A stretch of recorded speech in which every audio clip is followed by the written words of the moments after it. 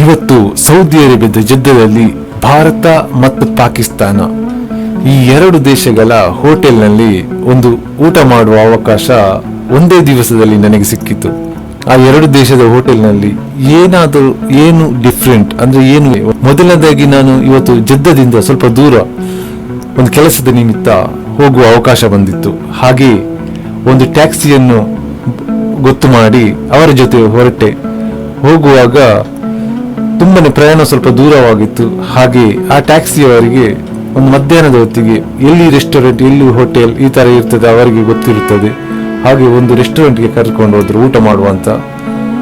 ಹೋಗುವಾಗ ಅದು ಪಾಕಿಸ್ತಾನಿ ರೆಸ್ಟೋರೆಂಟ್ ಆಗಿತ್ತು.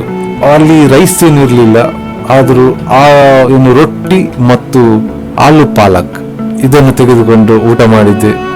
ಟೇಸ್ಟಿಯಾಗಿ ಏನಿತ್ತು ಇದು ಆಲೂ ಪಾಲಕ್, ಆದರೆ ಆಯಿಲ್ ಮಾತ್ರ ತುಂಬಾನೇ ಜಾಸ್ತಿ ಯೂಸ್ ಮಾಡ್ತಾರೆ ಅವರು.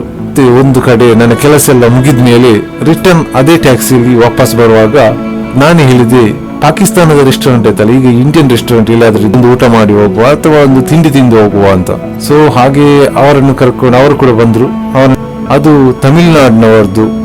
ಆ ರೆಸ್ಟೋರೆಂಟ್ ನ ಒಳಗಡೆ ಹೋಗುವಾಗ ನಮ್ಮ ಮಂಗಳೂರಿನಲ್ಲಿ ಅಲ್ಲಿ ಇದ್ದೇನೆ ಅಂತ ಅನ್ಕೊಂಡೆ. ಯಾಕಂದ್ರೆ ನಮ್ಮ ಕೇರಳದವರು, ತಮಿಳುನಾಡಿನವರು ಇದೇ ಹೆಚ್ಚಿನವರಿದ್ದಾರೆ. ಮತ್ತು ಆ ರೆಸ್ಟೋರೆಂಟ್ ಅಷ್ಟೊಂದು ಕ್ಲೀನ್ ಆಗಿದೆ, ಮತ್ತು ಎಷ್ಟೊಂದು ಕ್ಲೀನ್, ಮತ್ತು ಅದರ ನೀವು ನೋಡ್ಬೋದು ಇದು ಆಹಾರ ಅಂದ್ರೆ ಪೂರಿ, ವಡಾ, ಸಾಂಬಾರ್ ನೋಡಿ ಇವರಿಗೂ ಕೂಡ ಒಂದು ಆಶ್ಚರ್ಯ ಆಯಿತು.